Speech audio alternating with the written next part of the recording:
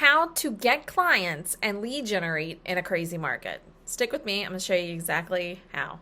My name is Alisia Krastel, and if it's your first time here, know that what we do here is we grow your real estate businesses by relationship while still having an amazing net life.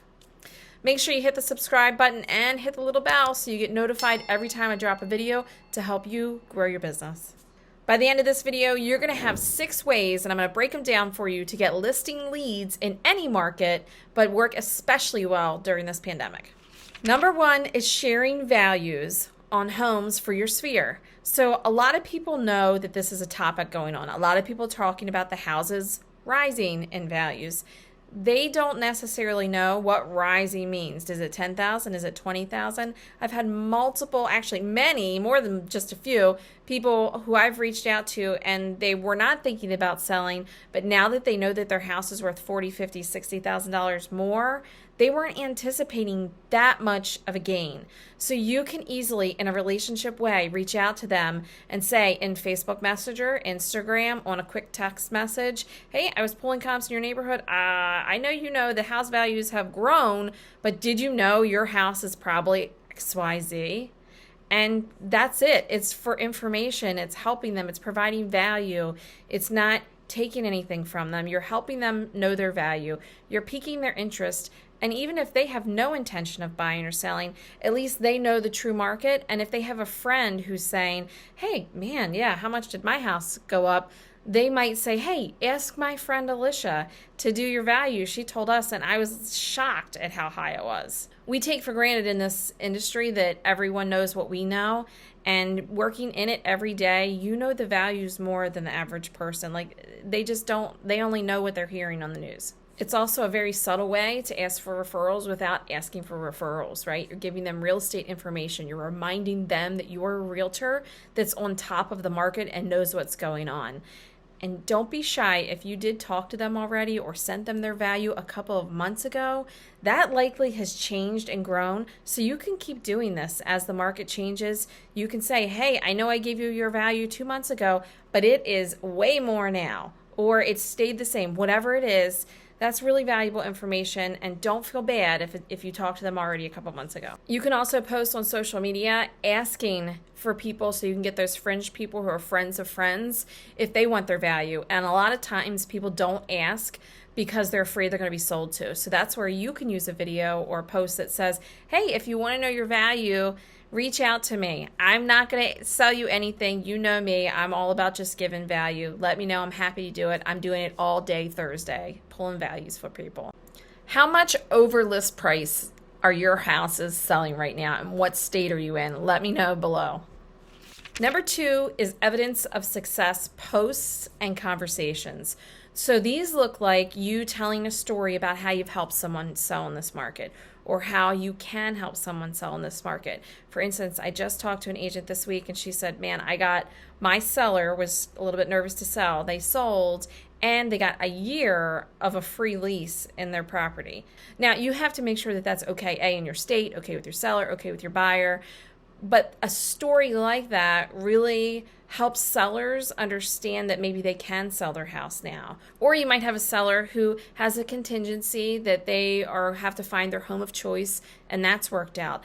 Tell that story, because sellers are a little afraid of putting their house on the market because they don't want to be homeless. So if you can post some evidence of success and stories touching on that pain point and taking away that pain point for them, they will most likely reach out to you. They're going to say, she gets it. She understands. I didn't know that was a solution. Lay out the options for them so they know, because again, you're in it every day. The average person doesn't know. Number 3 is teach something that you know. What do you know that someone in your sphere would be elated to know? We take for granted a lot of stuff. We know a lot about business, about social media posting, about setting up accounts, about, like, I use send out cards for everything. The average person doesn't know about those things. What can you share your knowledge about that can help your sphere?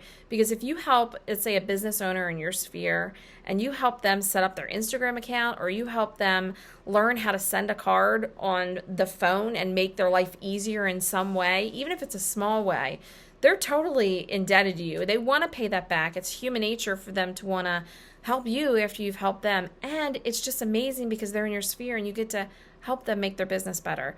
So if you don't know what you can share with people, ask. Look through your sphere and see who's a business owner, who's coming up with a challenge that they need help with, and see if you can figure out what skills you have that can help them, or simply ask on social media or on the phone with your sphere. You can just ask, say, hey, what are your challenges? What are you trying to learn? What are your new goals for your business, etc.? And whatever you can do to help them, even if it's not you teaching it, even if it's you bringing in someone else, you helping their business or their goal helps you. It helps the whole ecosystem of relationship business. 4 is to target absentee owners. And I would like to do it in a different way that most people teach. So if I have a buyer and I'm looking in that neighborhood and I want to go through, you can either do it on MLS in my area, which is Maryland, or you might have to have a title company pull the addresses for you. It's specific for that buyer, right? I'm looking for people who don't live there already because they're the most likely to sell. So then I would reach out to that specific person, and I would reach out to that specific owner that's out of town, that doesn't live there, and see if they might be willing to sell, because it could do a couple of things. Help my buyer significantly. If I find the seller, that could help my buyer, and you're the hero for the buyer. Or, worst case scenario, it's not a match for the buyer, but you potentially could get a listing out of it. Feel free to do it to the whole neighborhood, but my target is to try to find a seller for the buyer, but also on the backup to get a listing out of it if it's not a match. Don't discount social media on this, because an agent yesterday told me how she's really diving in and being an investigator on social media, finding the names of the people who are absentee owners and looking them up and reaching out to them on social media. Be the coordinator is number 5.